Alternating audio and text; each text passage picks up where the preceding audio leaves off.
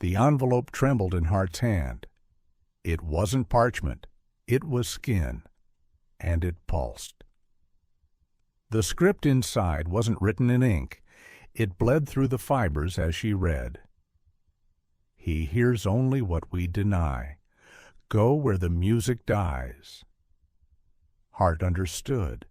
There was one room in Whitcomb where no sound could live. The conductor waited there. Hart descended past the lowest cellar, deeper than the crypt, into a part of the manor that predated maps. Her lantern sputtered, refusing to burn in what felt like a vacuum of meaning.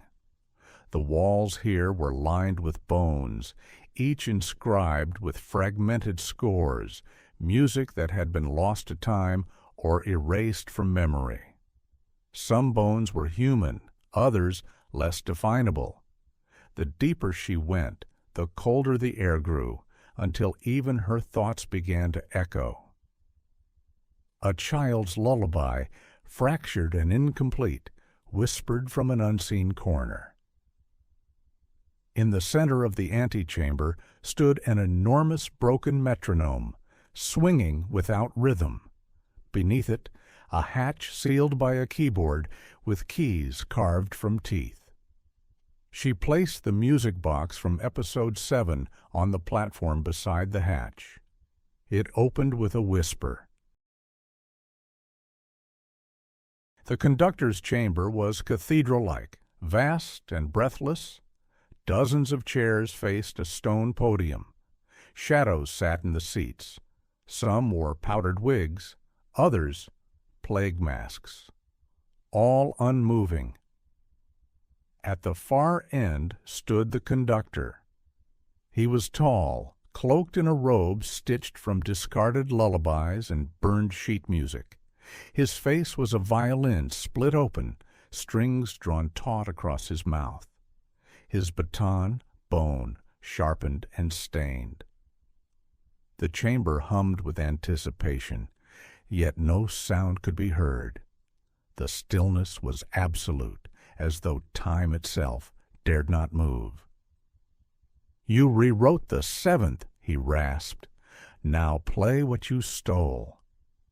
Hart stepped onto the stage. The music box hovered beside her, spinning slowly, releasing spectral notes that floated in midair like frozen fireflies. As she sang, the room distorted. Notes rose like smoke, bent like mirrors. The shadows began to twitch, their mouths moving in delayed mimicry. Time stuttered and skipped. Behind the conductor, mirrors cracked and leaked memories. Crowthorne writing a false confession. Clara refusing to burn the final letter. Clarissa sobbing beneath a noose she never used. The girl in the stitched mask, playing a violin of her own bones. A heartbeat sounded once, then became a drum. The conductor screamed. Silence was sacred. He lifted his baton, but it trembled. The shadows around him no longer watched. They judged. Hart struck the final note. The shadows stood and faced him. No more silence, they said. They walked toward him, merging, folding, becoming a single figure cloaked in testimony. Its voice was every lost voice. Its song was every suppressed cry. The conductor's baton snapped. His body unraveled like a scroll soaked in water, his notes unwritten by their return. The chamber collapsed behind her. As Hart emerged into the upper manor, it had changed again. Portraits now showed smiling faces. The music room hummed with living echoes. Wax melted into water. A child's laughter echoed faintly in the corridor. In the distance, someone was playing a piano, hesitant, then steady. On the desk in her study, a new score rested. Blank. The seventh had ended the silence. Now Hart had to write the truth.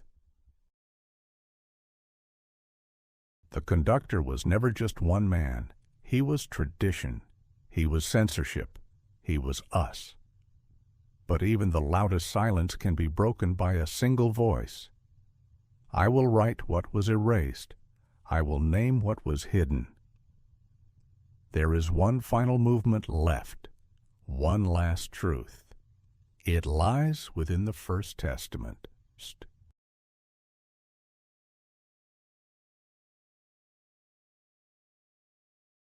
To be continued, like if the mystery pulled you in. Comment with your theories. Who do you trust? Turn on notifications so you don't miss the next chapter. Follow to keep uncovering the truth, piece by piece.